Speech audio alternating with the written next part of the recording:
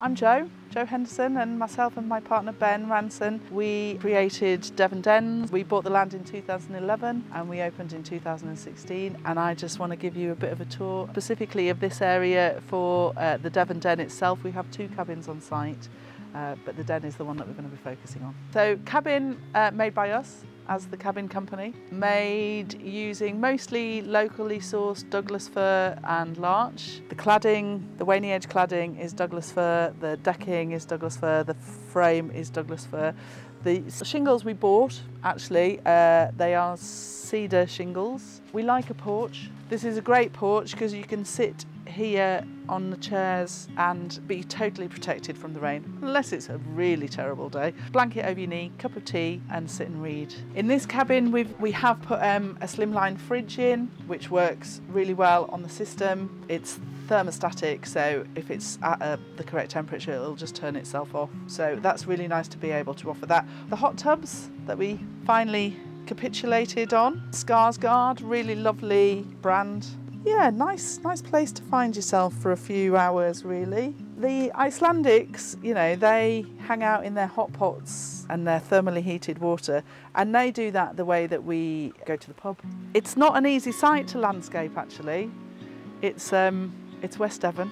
We are between 2 moors. There's sometimes a little bit of rain. It's clay soil, so it can be absolutely saturated or solid. So it's always really interesting to see what does work. The stream was obviously, as soon as I looked at the site and we saw that there was a stream running along the southern boundary, it's beautiful. It's a lovely soundscape. Seeing kids playing in the stream on a summer's day is lovely. Got the solar array out the back, the orientation and the tree cover, all of those things have to be very carefully taken into account if you're going to run a site that's off-grid. And yeah, it works, it's good.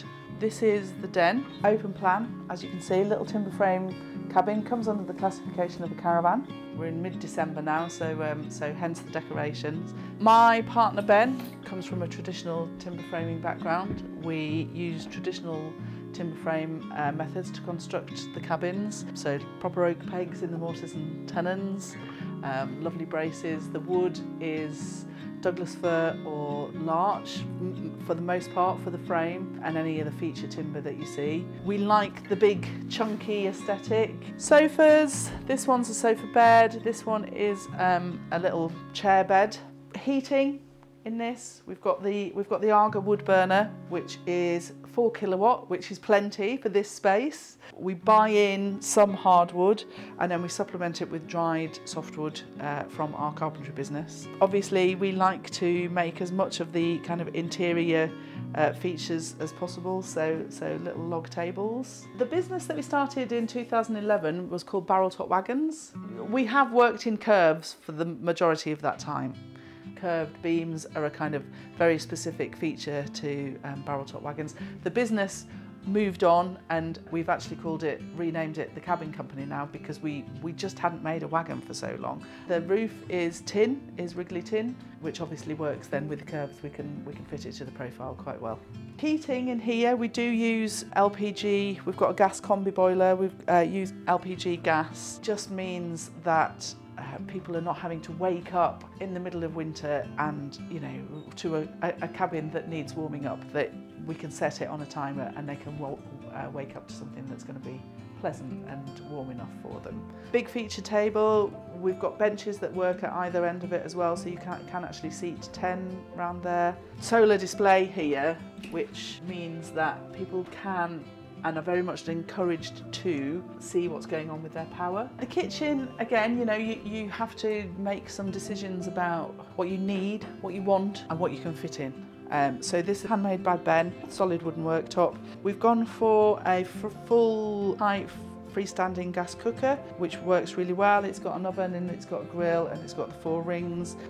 Gas boiler, which we can adjust. I try to discourage guests from using that. Hopefully I've kind of worked out what weather is coming and I can plan how much heating they're going to want or need for that. And then we're into the bathroom. This is the separate villa. It's a dry toilet, so it doesn't have any flushing system in this. Shower is gas LPG, super hot, really good water pressure.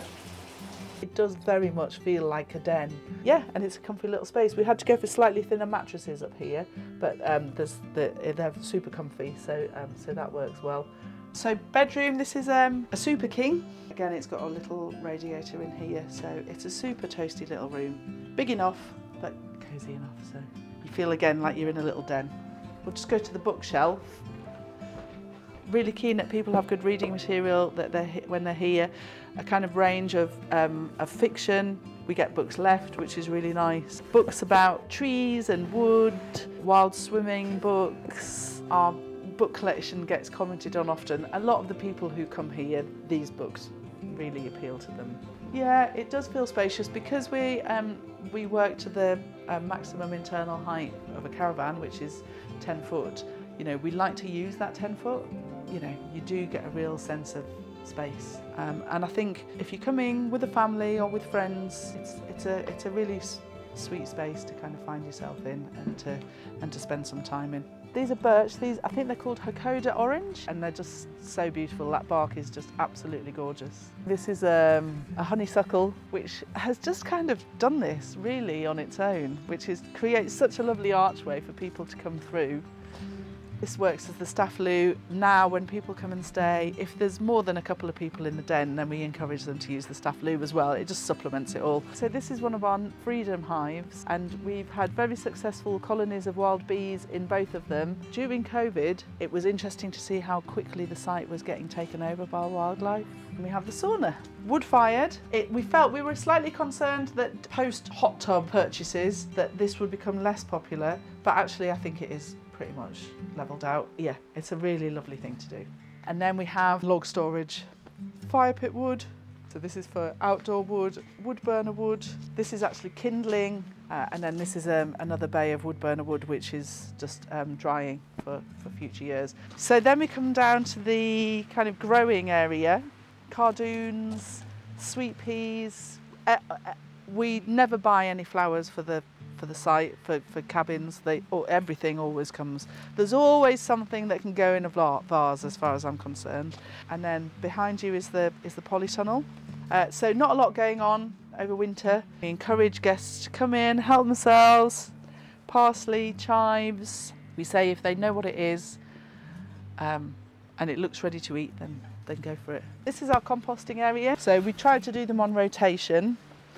This one has got food waste in it. It's looking a bit grim at the moment, but you can see all the worms in here. So that's everybody's food waste from the site. Meat cooked raw, and then that gets mixed with sawdust.